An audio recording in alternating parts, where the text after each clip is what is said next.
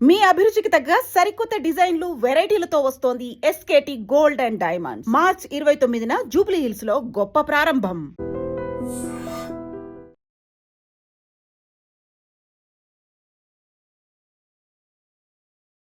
మీకు కూడా anti incumbency వచ్చిందా? అక్కడ ఏం జరిగింది? మీరెందుకు ఓడిపోయారు? ఒకసారి ఎంపీ, ఒక తర్వాత ఎమ్మెల్యే అయ్యారు. అంటే మా కోల్ బెల్ట్ ఏరియానే, మీరు బెల్లంపల్లి నుంచి మొదలుకుంటే సత్తుపల్లి వరకు ఎంటైర్ కోల్ బెల్ట్ ఏరియా మాకు స్పష్టంగా కొంచెం ముందు నుంచి కనబడుతుంది. ఒక రకమైనటువంటి ఈసారి చేయికేద్దాం, ఈసారి ఒకసారి కాంగ్రెస్ ను చూద్దాం అనేటటువంటి వాతావరణం కనబడుతుంది. అందుకనే మీకు గుర్తు చేస్తా, నవంబర్ 2023 ఎలక్షన్స్ జరిగినాయి. November 9 nominations filing last date. నేను ఆ రోజు నామినేషన్ ఇస్తాను. నవంబర్ 7 నాడు కేసీఆర్ గారిది మందమరిలో సభ జరిగింది, బహిరంగ సభ. ఆ రోజు నేను ఇన్ఫాక్ట్ కొంచెం గట్టిగా మాట్లాడాను. అసలు మా సార్ ఉన్నప్పుడు నేను ఆ రోజు గట్టిగా మాట్లాడినా. ఎందుకు నాకు కొంచెం తేడా కనబడుతుండే ఆ కోల్బెల్ట్ ఏరియాలో. సో నేను అన్నా, తెలంగాణ ఇప్పుడిప్పుడే పచ్చబడుతున్నది, ప్రశాంతంగా ఉన్నది. దాచి దాచి దయ్యాల పాలు చేసినట్టు, ఈయనే కాసి నక్కల పాలు చేసినట్టు తెచ్చుకున్న తెలంగాణను కాంగ్రెస్ చేతికి ఇస్తే ఇది కుక్కలు చింపిన విస్తరాకవుతుంది. పుట్టిన బిడ్డ తల్లి దగ్గర ఉంటే ఎంత మంచిగా ఉంటుందో, తెచ్చుకున్న తెలంగాణ కేసీఆర్ చేతిలో ఉంటేనే బాగుంటుంది. తెలంగాణ రాష్ట్రానికి కేసీఆర్ నాయకత్వమే శ్రీరామ రక్ష అని నేను చెప్పిన. ముందే నాకు కొంచెం అనిపించింది. బట్ దాన్ని తీసుకోలేదా ఎవరు? అక్కడ ఉన్నటువంటి అంటే అప్పటికే కోల్బెల్ట్ ఏరియాలో అప్పటికే ఒక రకమైనటువంటి వాతావరణం వచ్చింది. కమ్యూనిస్ట్ పార్టీ కాంగ్రెస్తో కలవడం కానీ, తర్వాత ఇంకోటి మీరు గమనిస్తే ఇదే చెన్నూరు నియోజకవర్గంలో మాకు 2009లో ఓట్లు వేసారు జనం కారు గుర్తు మీద, 2014లో వేసారు, 2018 అసెంబ్లీ ఎన్నికలు వేసారు, 2019 పార్లమెంట్ ఎన్నికలు వేసారు. మధ్యలో వచ్చిన జెడ్పీ ఎన్నికలు కానీ, మన మున్సిపల్ ఎన్నికలు కానీ, చాలా ఎలక్షన్స్లో కారు గుర్తుకు ఓటేసి వేసి ఉన్నారు.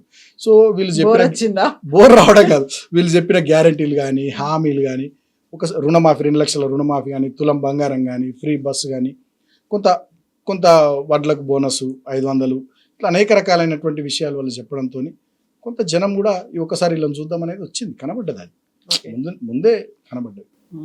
సో ఇప్పుడు మళ్ళీ కమింగ్ బ్యాక్ టు తెలంగాణ ప్రజా జాగృతి, ఏమనిపిస్తుంది? ఆ పార్టీ పేరు కావచ్చు, ఆ వెళ్తున్నటువంటి విధానం కావచ్చు, అందరినీ కలవడం కావచ్చు. సరే, వారి రాజకీయ భవిష్యత్తుకు సంబంధించి వారి ఆలోచనలకు అనుగుణంగా వారు ఏదో పార్టీ పెట్టుకుంటున్నట్టున్నారు. దాని మీద నేను పెద్దగా ఏం మాట్లాడాను.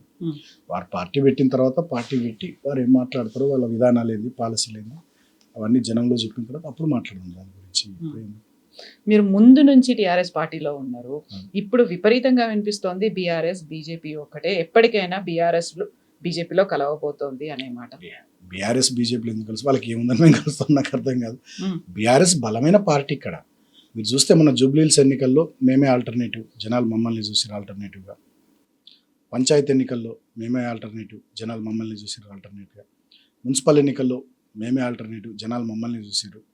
ఇంత బలంగా లక్షలాది మంది క్యాడర్ ఉన్నటువంటి పార్టీ, బలమైనటువంటి దేశ రాజకీయాల్లోనే 5 దశాబ్దాల సుదీర్ఘమైనటువంటి అనుభవం ఉన్నటువంటి నాయకుడు, వారి నాయకత్వంలో పనిచేస్తున్నటువంటి ఈ పార్టీ, ఇంత బలంగా ఉన్నటువంటి పార్టీ, మాకు బీజేపీలో కలవాల్సిన అవసరం ఏముంటుంది? ఇప్పుడు మీరు ఆల్టర్నేటివ్ అని అనుకుంటున్నప్పటికీ కూడా జూబ్లీ హిల్స్ కావచ్చు, కంటోన్మెంట్, మేము అనుకుంటలే, ప్రజలు అనుకుంటున్నారు. కానీ గెలవలేదు మీరు అక్కడ. జూబ్లీ హిల్స్ మున్సిపాలిటీలో కావచ్చు, పంచాయతీ ఎన్నికల్లో మీకు తక్కువే వచ్చాయి. నేను అదే చెప్పబోతున్నా. ప్రజలు మమ్మల్ని ఆల్టర్నేటివ్గా చూస్తున్నారు. గతంలో కాంగ్రెస్ని అట్లా చూడలేదు. మీరు చూస్తే పంచాయతీ ఎన్నికలు జరిగినాయి మేము అధికారంలో ఉన్నప్పుడు, దాదాపు 96-97% గ్రామ పంచాయతీలు మేమే గెలిచాం. ఇవాళ కాంగ్రెస్కి ఆ పరిస్థితి లేదు. మీరు చూస్తే మున్సిపాలిటీ ఎన్నికలు, మున్సిపల్ కార్పొరేషన్ ఎన్నికల్లో, including Hyderabad, greater Hyderabad, 97-98% results మాకు పాజిటివ్ ఉంది. గ్రేటర్ హైదరాబాద్లో అయితే ఒక దశలో 99 స్థానాలు గెలిచినాం, సింగిల్ లార్జెస్ట్ పార్టీగా అది రికార్డు. సో అట్లా ఏకపక్షంగా మేము ప్రభుత్వంలో ఉన్నప్పుడు ప్రజలు మమ్మల్ని నమ్మి మాకు ఓట్లు వేసారు. ఇవాళ కాంగ్రెస్ పార్టీని మీరు చూస్తే వీళ్ళు చేస్తున్న హైడ్రాలో విధ్వంసం, మూసీలో విధ్వంసం, ఖమ్మంలో వెలుగుమట్లలో విధ్వంసం, ముఖ్యమంత్రి సొంత నియోజకవర్గం లగచర్లలో లంబాడ బిడ్డల మీద విధ్వంసం, హైదరాబాద్ సెంట్రల్ యూనివర్సిటీ భూముల విధ్వంసం, మౌలానా అబుల్ కలాం ఆజాద్ యూనివర్సిటీ భూముల విధ్వంసం, ఇట్లా అనేక రకాలైనటువంటి వీరి దుర్మార్గాలు చూస్తూ, గురుకులాలు 1000కి పైగా గురుకులాల్ని నిర్వీర్యం చేస్తున్న తీరు, ఇవన్నీ చూస్తున్నటువంటి జనం ఒక గ్యారంటీ అమలు లేదు. పాక్షికంగా ఏదో ఫ్రీ బస్ అన్నారు, మహిళలకు బస్సు ఫ్రీ, భర్తలకు టికెట్ డబుల్. అది ఫ్రీ ఎట్లయితుంది? ఇక ఒక ఇంట్లో మహిళకు ఫ్రీ, భర్తకు టికెట్ రేట్ డబుల్ చేసారు, అది సమానమే అయినట్టు కదా, ఫ్రీ బస్ ఎట్లా? సో ఆ ఒక్కటి తప్ప మిగతా ఏది చేస్తలేరు. కాబట్టి జనానికి విపరీతమైనటువంటి కోపం ఇవాళ కాంగ్రెస్ ప్రభుత్వం మీద ఉంది. అందుకనే మీరు చూస్తే ఎన్నిక ఏదైనా కాంగ్రెస్ పార్టీకి వాత పెడుతూనే ఉన్నారు. కాకపోతే ఏంటంటే వీళ్ళు ప్రభుత్వం కదా, పోలీసులను వాడుతున్న జూబ్లీ హిల్స్లో కంటోన్మెంట్లో మున్సిపల్ ఎన్నికల్లో పోలీసులను వాడడం, మందు వంచడం, డబ్బులు వంచడం, చీరలు వంచడం, కుక్కర్లు వంచడం, ఇవన్నీ చేస్తూ ఏదో సావు తప్పి కన్నులొట్టబోయినట్టు గెలుస్తున్నారు. దాంతోనే మేము మొత్తం గెలిచేసినామని చెప్పి అంటున్నారు తప్ప ఏకపక్షమైనటువంటి తీర్పు ఈ ప్రభుత్వం మీద ప్రేమతోని ప్రజలు వీళ్ళకి ఇస్తలేరు. ఇప్పుడు 3 ఏళ్ళు, ఆల్మోస్ట్ 3 ఏళ్ళు, మిగిలింది 2 ఏళ్ళే. మీరేమో చెప్పేవన్నీ నెగటివ్లు, వాళ్ళకంతా డ్రాబ్యాక్స్ ఉన్నాయి, తప్పులు జరుగుతున్నాయి, లోపాలు ఇవన్నీ ఉన్నాయి అనుకున్నప్పుడు ప్రజల దగ్గర నుంచి యాక్సెప్టెన్సీ ఉంది అనేదే కదా సీఎం రేవంత్ రెడ్డి చెప్తున్నమాట. నెక్స్ట్ కూడా నేనే సీఎం అవుతాను, ఆ తర్వాత జమిలి వచ్చే వరకు ఒక రికార్డ్, తెలంగాణ రాష్ట్రంలో రికార్డు సృష్టించబోతున్నటువంటి సీఎంగా మిగులుతాను అనే మాట చాలా గట్టిగా చెప్తున్నారు ఆయన. అది ఆయన ఓవర్ కాన్ఫిడెన్స్. నేను కూడా ఆయన స్టేట్మెంట్స్ చూస్తున్నాను, నేనే రాజు నేనే మంత్రి అని. ప్రజాస్వామ్యంలో నడవదు. ఇదేం సామ్రాజ్యంగా తెలంగాణ, ఈయనేం చక్రవర్తి కాదు. ఓ మహామహులు అనేటోళ్ళు భారతదేశంలో ఓడిపోయారు. ఇందిరాగాంధీ గారు ఓడిపోలేరా? మనం చూసినాం. ఎన్ రామారావు గారు ఓడిపోలేరా? మా గవర్నమెంట్ పోలేదా? మేము ఇంకో 2 టర్మ్లు ఉంటాం అనుకున్నాం, మా గవర్నమెంట్ కూడా పోయింది. సో ప్రజాస్వామ్యంలో అంతిమంగా ప్రజలే నిర్ణేతలు. మనమే ఏదో అనుకుంటే నడవదు, అది కుదరదు. Definitely nature will balance everything.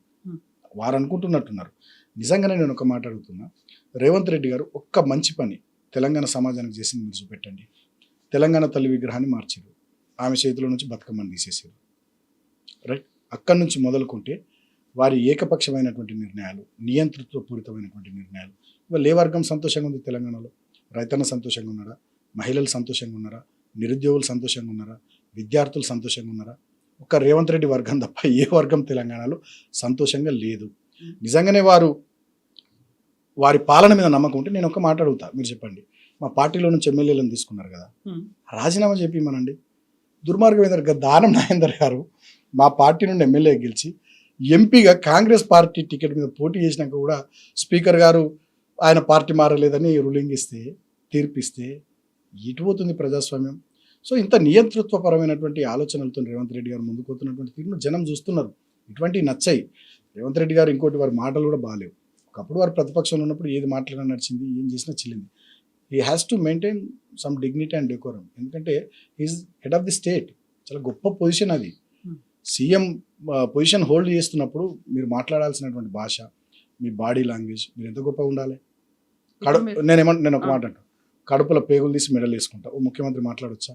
కండ్ల గుడ్లు వీకేస్తా, లాగుల తొండలు జొరగొడతా, వేప చెట్టు గట్టేసి కొడతా, ఒక ముఖ్యమంత్రి మాట్లాడే మాటలేనా? మీరు చేస్తున్న పనులు కూడా అలాగే ఉన్నాయి, సోషల్ మీడియాలో మీరు కూడా మాట్లాడుతున్నవి అలాగే ఉన్నాయి కాబట్టి ఒక టిట్ ఫర్ టాట్ లాగా ఉంటుంది, యాక్షన్ కు ఒక రియాక్షన్ ఉంటుంది. కాబట్టి నేనేమంటా, మీరు ప్రభుత్వ పెద్ద అంటే you are representing Telangana state. మమ్మల్ని కూడా మీరు రిప్రజెంట్ చేస్తున్నారు. అంటే తెలంగాణ పౌరులం ఫస్ట్ ఆఫ్ ఆల్. సరే పార్టీలు వేరే వచ్చు. You are representing Telangana state. Telangana పరువును పోగొట్టద్దు కదా. దావోస్లో పోయి మీరు ఏం మాట్లాడుతున్నారు? న్యూక్లియర్ చైన్ రియాక్షన్ అంటారు. చూసే జనం నవ్వుకుంటలేరా? ఎందుకు అట్లా మాట్లాడాలి? మెస్సీతో ఫుట్బాల్ ఆటలు, సింగరేణి కార్మికులకు మీరు ఏం చేయరు? సింగరేణి నిధులు తీసుకొచ్చి ఇక్కడ మెస్సీతో ఫుట్బాల్ ఆటలు. హార్వర్డ్ పోయినరు, ఎడ్యుకేషన్ డిపార్ట్మెంట్ బిల్లులు చెల్లిస్తుంది. తర్వాత ఇతరత్ర అనేక అంశాలు. ఇప్పుడు కేసీఆర్ గారు కాళేశ్వరం కట్టారు, దాంతో పంటల దిగుబడి వచ్చింది, పంటలు పండినాయి, కనబడ్డది. కేసీఆర్ గారు మిషన్ కాకతీయ చేశారు, ఊర్లలో చెరువులు బాగానే. కేసీఆర్ గారు కొత్త జిల్లాలు చేశారు, కలెక్టరేట్లు కట్టారు, ప్రతి జిల్లాలో మెడికల్ కాలేజ్, నర్సింగ్ కాలేజ్ పెట్టారు.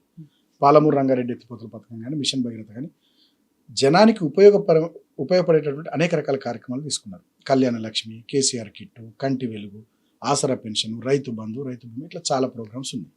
పెద్ద లిస్టే ఉంది. ఇవాళ రేవంత్ రెడ్డి గారి ప్రాధాన్యాలు ఏంది? కేసీఆర్ గారి ప్రాధాన్యం కాళేశ్వరం అయితే, రేవంత్ రెడ్డి గారి ప్రాధాన్యత ఏంటంటే మూసీ ప్రాజెక్టు. మూసీ ప్రాజెక్టు పేరిట ఇవాళ హైదరాబాద్లో 15,000 ఇల్లు కూలగొడతా అంటున్నాడు, 60,000-70,000 మంది రోడ్డు మీద వేస్తా అంటున్నాడు. దానివల్ల ఎవరికి ఉపయోగం? ఏమొస్తుంది? మేము కాళేశ్వరం కట్టడం ద్వారా నీళ్ళు వచ్చినాయి తెలంగాణకు. మీరు మూసీ ప్రాజెక్ట్ కట్టడం ద్వారా ఎవరికి నీళ్ళు వస్తాయి? హైదరాబాద్ ప్రజలతో మీరు కన్నీళ్ళు తెప్పిస్తున్నారు. ఫ్యూచర్ సిటీ అంటారు. ఫార్మా సిటీ కోసం తీసుకున్నటువంటి భూమిని ఫ్యూచర్ సిటీ పేరిట పప్పు బిల్లలాగా ఉంచుతున్నారు. ఎవరికి ఫ్యూచర్? ఉన్న హైదరాబాద్కే ఫ్యూచర్ కనబడతలేదు నీ పాలనలో. ఇవాళ లేని ఫ్యూచర్ అక్కడ ఫ్యూచర్ సిటీ ఏరియాకి తీసుకొస్తుంటే ఎట్లా? ఈ వెస్ట్ హైదరాబాద్ పెరగడానికి ఒక 30 ఏళ్ళు పట్టింది. ఆనాడు నేదురుమల్లి జనార్దన్ రెడ్డి గారు సైబర్ టవర్స్కు శంకుస్థాపన చేసి, ఈ ఏరియాకు కొంత రూపకల్పన చేసి, వచ్చిన ముఖ్యమంత్రుల తర్వాత కొంత ప్రయత్నాలు చేసుకుంటూ కేసీఆర్ గారి నాయకత్వంలో కేటీఆర్ గారు ఐటీ మినిస్టర్ అయినాక ఐటీ ఎక్స్పోర్ట్స్ పెరగడం కానీ, ఈ ఏరియాలో పెద్ద ఎత్తున ఇన్వెస్ట్మెంట్స్ టీఎస్ ఐపాస్ ద్వారా రావడం కానీ, దాంతో వెస్ట్ హైదరాబాద్ బాగా పెరిగింది. ఈ వెస్ట్ హైదరాబాద్ పెరగడానికి 30 ఏళ్ళు పట్టింది. ఇప్పుడు ఆ ఫ్యూచర్ సిటీ అని ఆ ఏరియాకు మీరు దాన్ని ఏదో డెవలప్ చేస్తా అంటే మీ ప్రాధాన్యం ఏంటి? దానివల్ల తెలంగాణ సమాజానికి ఏం లాభం, తెలంగాణ ప్రజలకి ఏం లాభం నేను అడుగుతున్నా. మీ మూసీ ప్రాజెక్టు వల్ల కానీ, మీ ఫ్యూచర్ సిటీ వల్ల కానీ మీరు తీసుకుంటున్నటువంటి ఈ కార్యక్రమాల వల్ల తెలంగాణకి ఏం లాభం? ఇప్పుడు ప్రాధాన్యాలు ఈ ప్రాధాన్యతల గురించి మాట్లాడుకున్నప్పుడు పార్టీ ఫిరాయింపుల మీద ఆ 10 మంది ఎమ్మెల్యేల మీద మీరు చేస్తున్నటువంటి పోరాటం కంటే కూడా బీజేపీయే చాలా ఎక్కువ చేస్తుంది. ఈ రోజు కూడా హైకోర్టుకి వెళ్ళింది దానం నాగేందర్ గురించి మాట్లాడడానికి. ఎందుకని బీజేపీ దాన్ని అంత సీరియస్గా టేకప్ చేసింది? అంటే మేమైనా ఎవరైనా దాన్ని ఒప్పుకోరు కదా. పార్టీ ఫిరాయింపులను ఎవరైనా ఒప్పుకోవద్దు. నిజానికి రాహుల్ గాంధీ గారు రాజ్యాంగం పట్టుకొని దేశం అంతా తిరుగుతాడు. ఆయన పాంచన్యాయాలు చెప్పిండు. ఎన్నికల మేనిఫెస్టోలో మొన్న పార్లమెంట్ ఎన్నికలప్పుడు కూడా పార్టీ ఫిరాయింపుల్ని నేను ప్రోత్సహించను అన్నాడు. ఒక చేత్తోని గాంధీ మాటలు చెప్తుంటాడు, ఇంకో చేత్తోని గాడ్సే పనులు చేస్తుంటారు రాహుల్ గాంధీ గారు. ఆయననే స్వయంగా ఇక్కడ ప్రభుత్వంలో జరుగుతున్నటువంటి కార్యక్రమాలకు సంబంధించి ఆ మధ్యలో క్యాబినెట్ మొత్తం ఢిల్లీకి పిలిచి రివ్యూ చేసారు. ఒక మాటను మందలించిర్రా, మీరు ఎందుకు తీసుకున్నారా వేరే పార్టీ ఎమ్మెల్యేలను అన్నారా? అంటలేరు. అంటే దీని వెనుక రాహుల్ గాంధీ ఉన్నట్టు కదా మనకు అర్థం కావాల్సింది. సో ఇవాళ ఇటువంటి పనులు జరుగుతున్నప్పుడు, తప్పుడు పనులు జరుగుతున్నప్పుడు మా పార్టీ మేము సుప్రీంకోర్టుకు పోయినాం, స్పీకర్ గారి దగ్గర పోయినాం, హైకోర్టు పోయినాం, సుప్రీంకోర్టు మేము కొట్లాడుతున్నాం. బీజేపీ వాళ్ళు కూడా వాళ్ళు కొట్లాడేది వాళ్ళు కొట్లాడుతున్నారు.